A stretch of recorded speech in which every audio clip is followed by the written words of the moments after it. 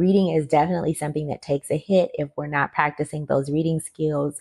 They are losing their ability to read well. They're out of practice, and it's harder to get back into it. So making sure that they are continuing their reading throughout the summer, having them enroll in a reading challenge. And when I'm saying reading during the summer, I'm not talking about 4 hours at a time, but consistency is the key. Hey, thank you for joining us for another episode of the Falling for Learning podcast. Please hit the subscribe button. We're here for you. And you want to stick with this channel if you have teens and tweens, or you're a caregiver, right? You might be a parent, you might be a caregiver, and you want to know what to do to keep them on track for learning and to stay on track for success. Hit the subscribe button.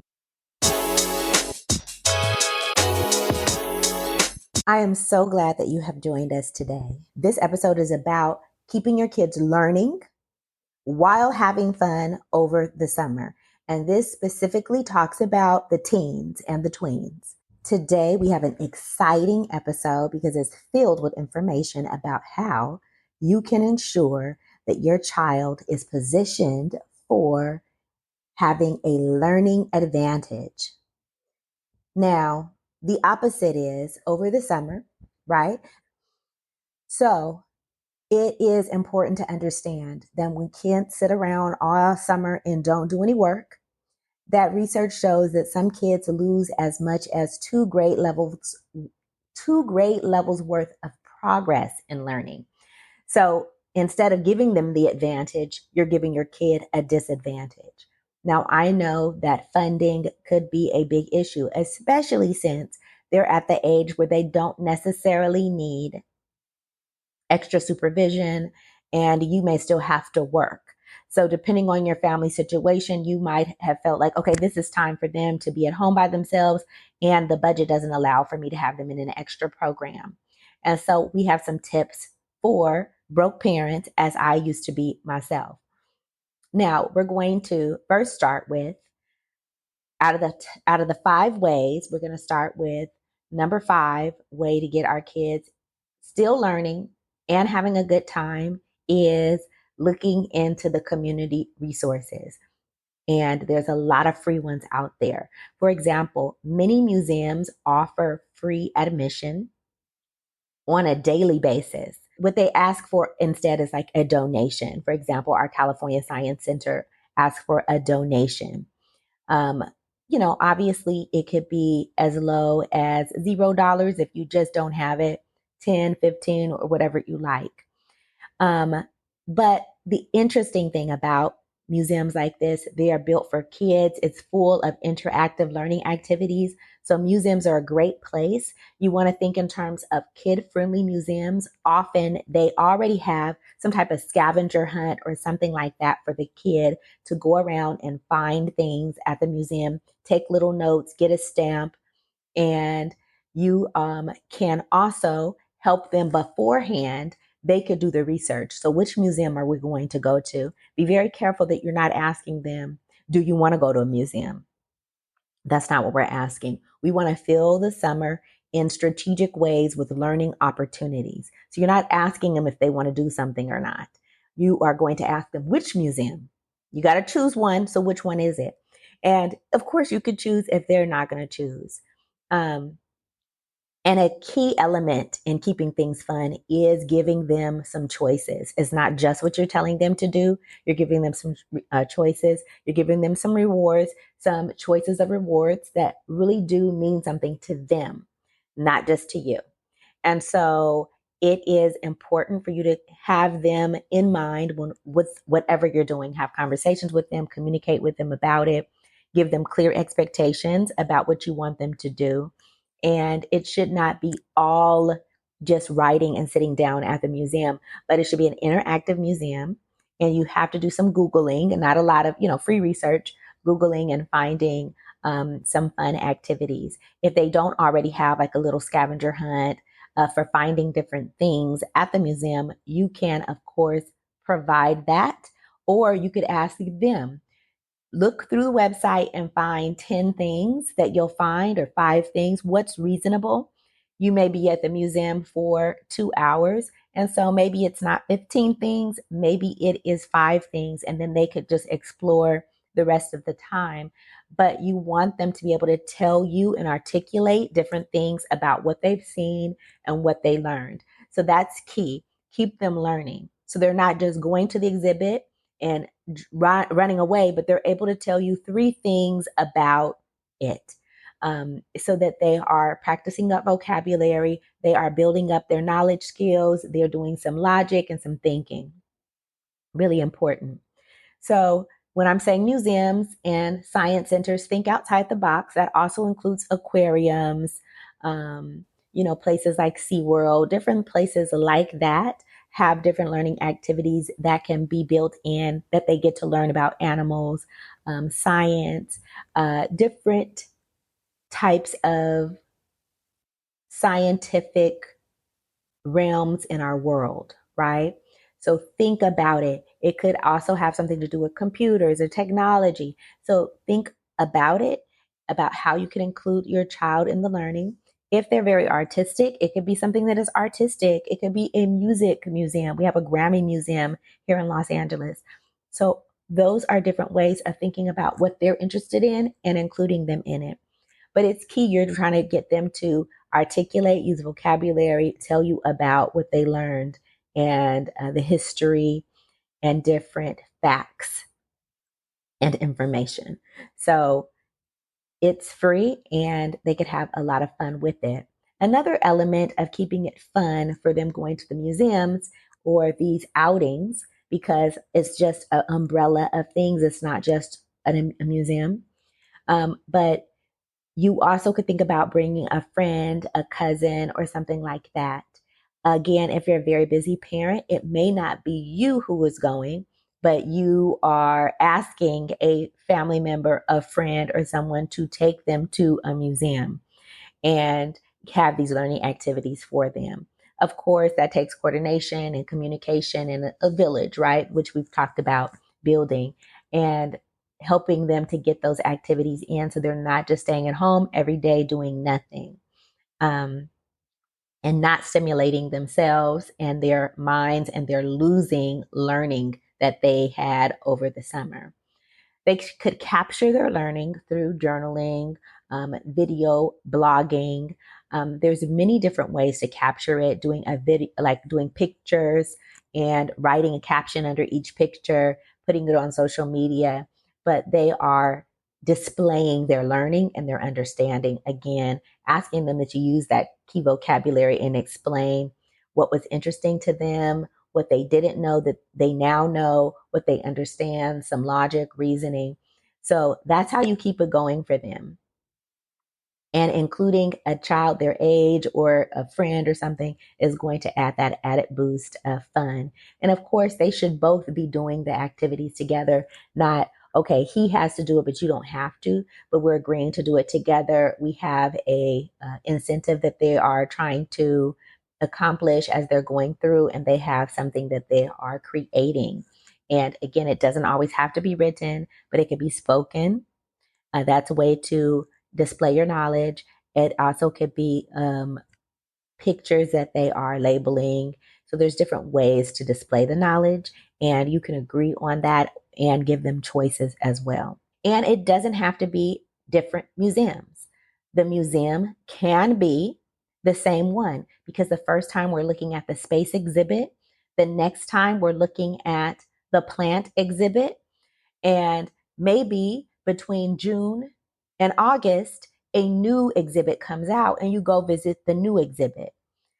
So you can go to the same place multiple times and find a lot of joy, fun, and information um, out of the same place. We're going to go on to number 2.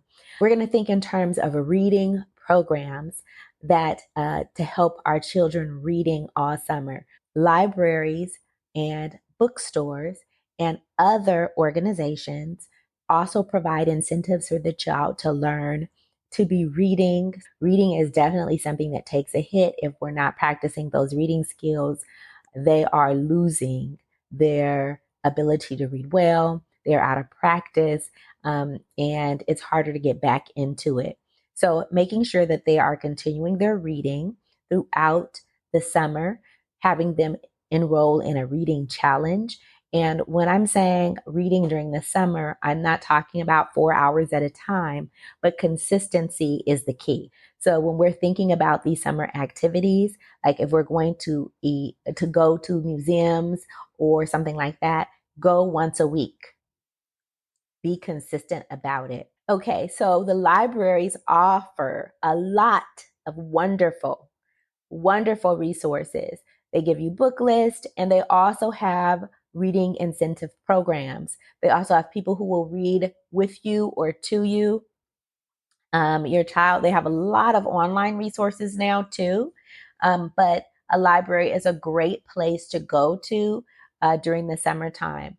My mom used to have us go to the summer program at the library. Now, different libraries offer different things. Now, maybe it is going to be something that is 2 hours or 1 hour. Maybe it's longer. Again, think about if there's someone who can help take them to that library or something like that. So think about your village and who you could work with. Again, thinking about consistency, going once a week to the library, checking out books, having a reading time that is every day, 30 minutes when you get home from work, maybe they're reading, or 30 minutes in the morning. You decide on a time and have some consistency. And as they're reading every day and they're able to explain to you, again, displaying their knowledge, drawing pictures of it. And I'm talking about older kids. They could draw pictures of it. They could label pictures. They could create little comic strips of what they've read. So all these things help make sure that they're displaying their knowledge and they're not pretending to read. Now, sometimes that's an issue, pretending to read. So I do have kids read aloud, and you can have them read aloud for 10 minutes and then do silent for a little bit, or you could have them read aloud the whole time. You don't want to make it punitive. Please don't find yourself arguing with them, but you do want to keep them consistent with their reading. And so give them that expectation and giving them predictable time when you want them to read. And you'll be there helping to monitor them, even if you are washing dishes, cleaning up, cooking, whatever, and they are reading to you for a couple of minutes. Give them some time to talk about what they've read about. So they're not just reading, but they're also processing the information by explaining what they've read, why it was important, what was funny, what was exciting, what was boring, what they really thought didn't make any sense, and how the writer wrote something. Now, think outside of the box. I'm always going to say this. It does not have to be a storybook. A lot of times, some children are into nonfiction. They want to know more about that basketball player that they have been watching on television. They want to know more about why this machine works the way it does. How have cell phones really expanded? They might be interested in having their own business, so they're going to be reading articles about entrepreneurs. So again, it's not just one thing. And sometimes parents trip kids up because they're like, no, you need to be reading a thicker book. You need to be reading a blah, blah, blah. If they are reading more baby books, in your opinion, and again, it might be your opinion and not fact, it might have a higher lexile level. There's a lot of comic novels, and the word is escaping me right now.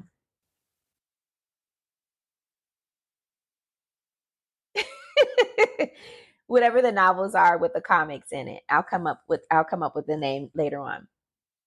That still may have a higher lexile level. Lexile is how they measure the how hard a reading text is, or difficult to read, the type of vocabulary that is in it. So it might be your opinion, but give them some time to read what they want to read, even if you think it's a baby book or too easy. So compromise with them. Also allow them, say, okay, well, I also want us to read a little bit about the election together because I heard you, you showed me something on TikTok about the election that I thought was interesting. can we read this article together? And again, if you're finding some resistance from your kids and getting some of this done, make sure it's you doing it with them and you doing it with them in a fun and engaging way. So taking turns, even using voices. Some of the things they did when they were younger, you could do it in a different way, but do it on their level. Like you could still have fun reading with them. Like you could just use a British accent if you want to, just to be silly, but you're reading it and you're or doing it like a reporter. But not the babyish way, but a funny way that is still getting to the work and giving them lots of compliments and encouragement. And if they're feeling frustrated, because we know our teens and tweens are dealing with those hormones, the hormones and emotions, and sometimes they're just not into it, and say, okay, well, we could come back and do this later on. But this is something that we need to do.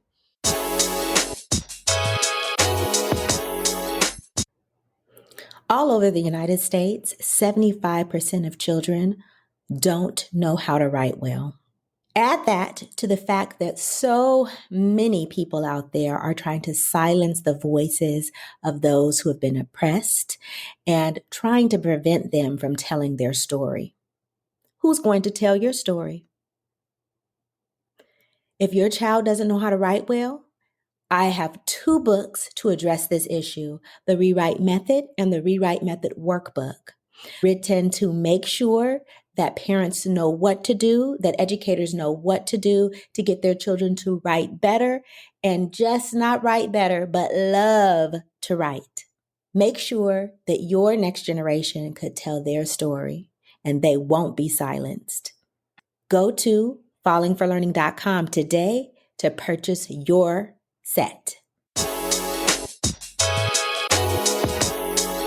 You want to have rewards in place when they're doing what they're supposed to do, but be aware that you also may need to have consequences. And I'm saying natural consequences, not you yelling and fussing at them, but naturally, okay, well, we are not going to be able to go to that water park now because you didn't do your reading.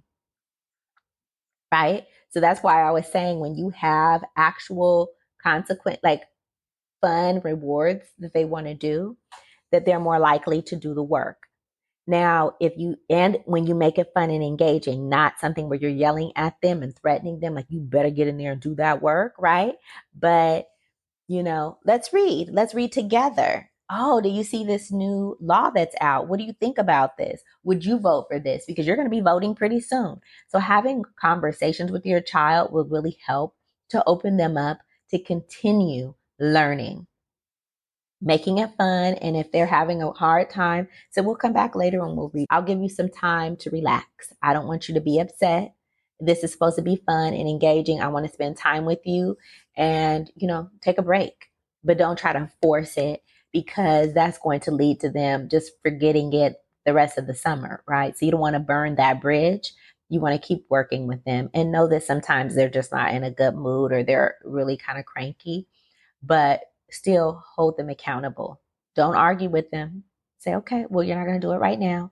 And then if that happens a lot, then you're like, okay, well, we're not going to this. We're not going to that. I just want you to read. I want you to continue to grow and get better and not argue with them. Okay. Because it may be difficult, but hopefully not if you're doing it with them and you're having a fun time with them. The next thing, having some type of project that they're working on. So the project is something that's real tangible that they're creating. So it could be something, and I'm going to take it right to the internet world, a virtual world. They could be coding. They could be working on coding and creating a coding project or an app or something like that. They could also be building something real, again, like I said, tangible, concrete, such as, organizing, shelves, building shelves for the garage. And that could be simple as far as, buying a shelving kit that they put together, IKEA or something like that, right? That's very easy to put together. They could be building it with a family member or something like that. So again, look into your village for learning opportunities because you may not have a family member that is really wanting to help with the learning in like academic sense of the word, but they might be really happy to help them build something like shelves for garage or something like that. So think inside your village, think outside of the box, and think about who can help you. Growing things is also very important. Planting things. And again, think about their choices. Do they love honeydew melon? Well, then let's grow some honeydew melon, right? Do they love limes? I'm just making up things here. But again, give them a choice about what they want to grow. And it does not matter if you have a big backyard or front yard or whatever, that you could just get little pots, put it in the windows, put it on your porch or something like that. So there's ways to get this done in big areas and small areas. Again, part of it is learning, measuring the growth, reading about what do watermelon need, like we're growing watermelon. Does it need watering every day? Does it need watering every other day? How much is it growing every day? Like we're measuring it. We are maybe drawing a picture, taking a picture of its progress throughout. We are, creating a book so we could share that with someone, like this is how the watermelon grew from a seed to this. Depending on your growing season and whatever, you might just start off with a small plant that you get from the Home Depot or something like that. And then you are tracking its progress from there. And so those are ways to keep it enjoyable and fun.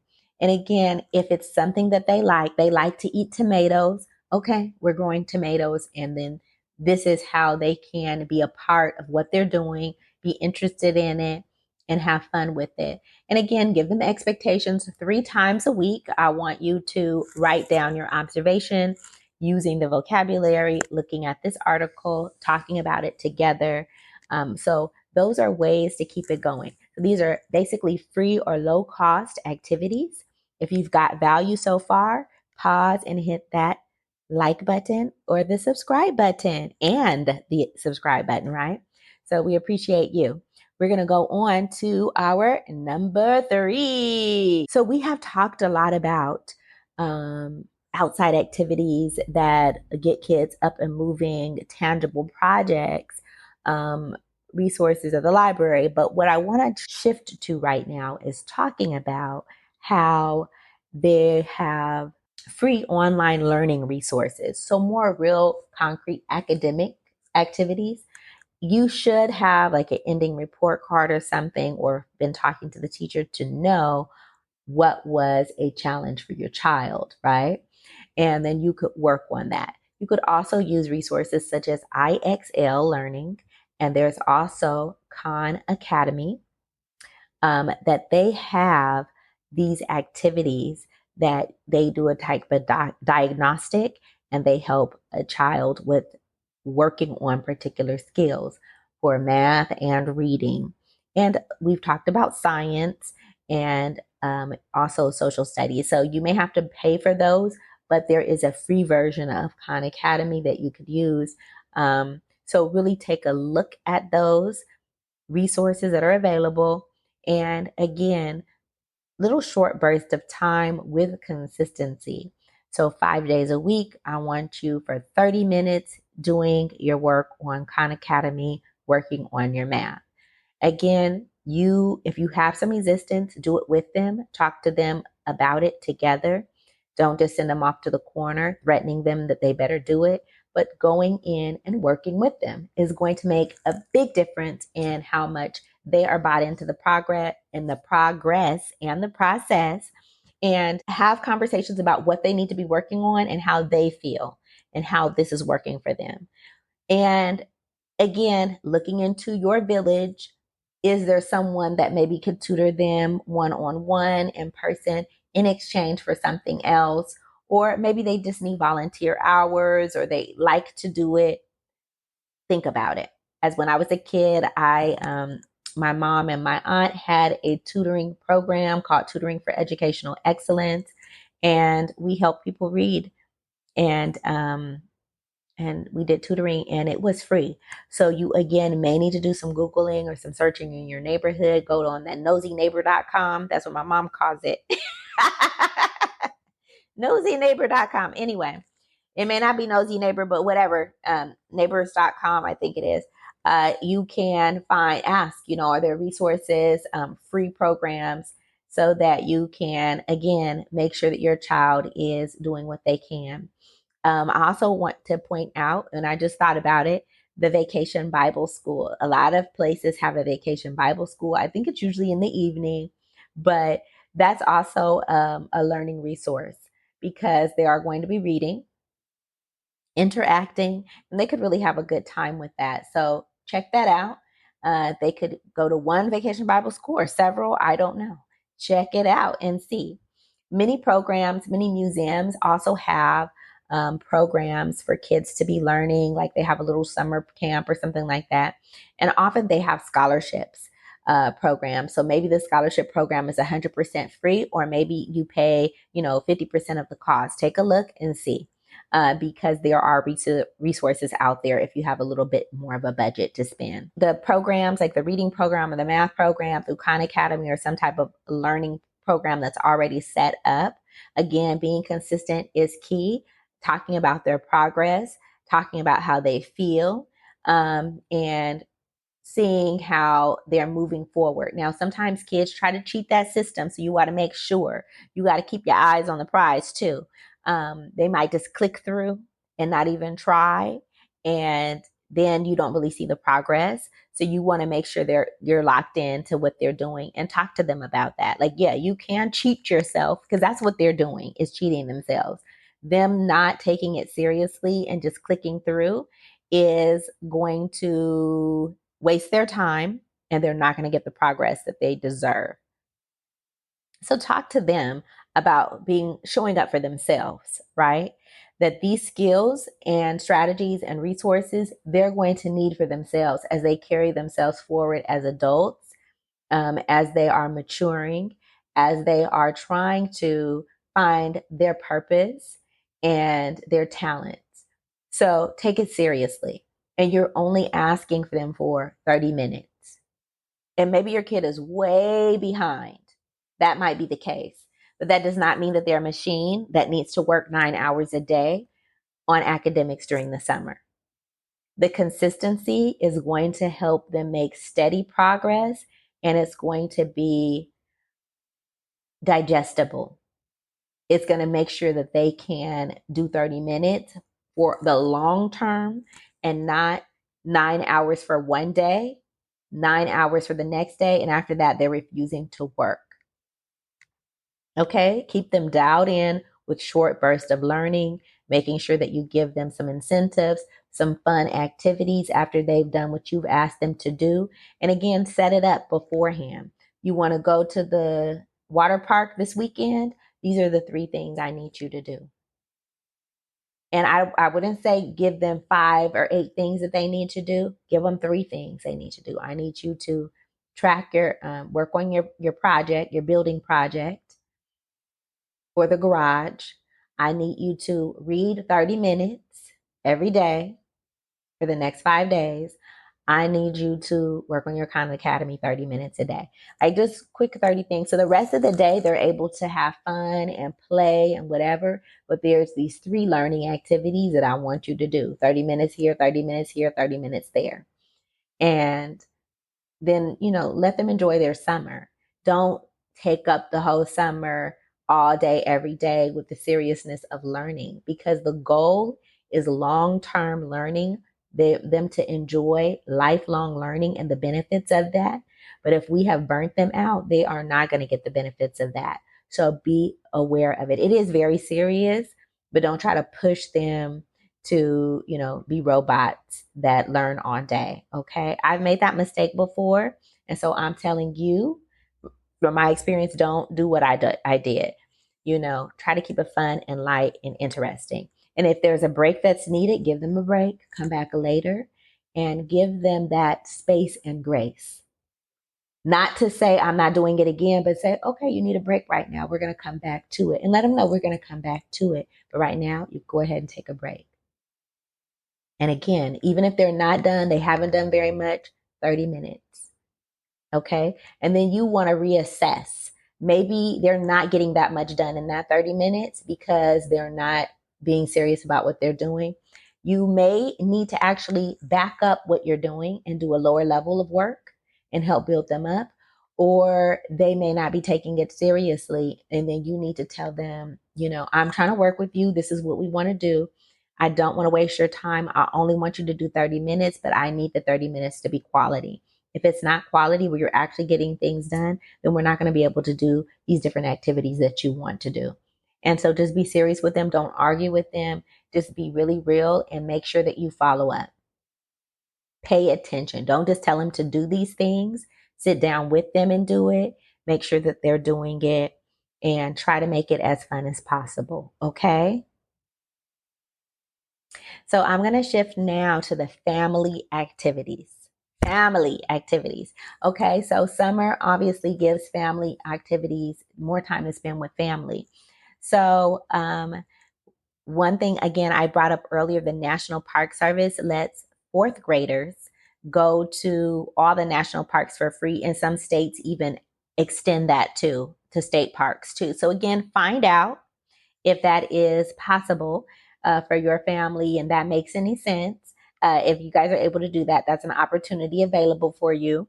And then you want to think about how you can set up some summer travel for each other. Again, it could be road trips. You're driving up to that state park or that national park and doing a little hike or just staying overnight one night or more.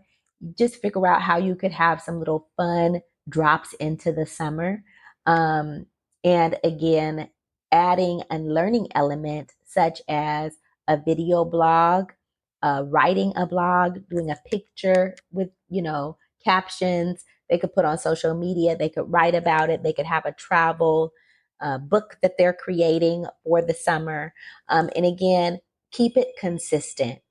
It could be once a month. It could be once a week, once every 2 weeks. Keep it consistent.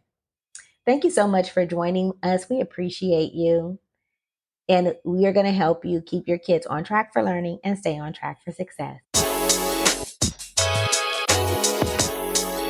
Thanks again for supporting the Falling for Learning podcast. New episodes go live every Saturday at 5 p.m. You can watch us on youtube.com at Falling for Learning or listen on all major podcast platforms such as Apple, Google, Audible, Spotify, and much more. For more resources, visit fallinginlovewithlearning.com. We really appreciate you. Have a wonderful week.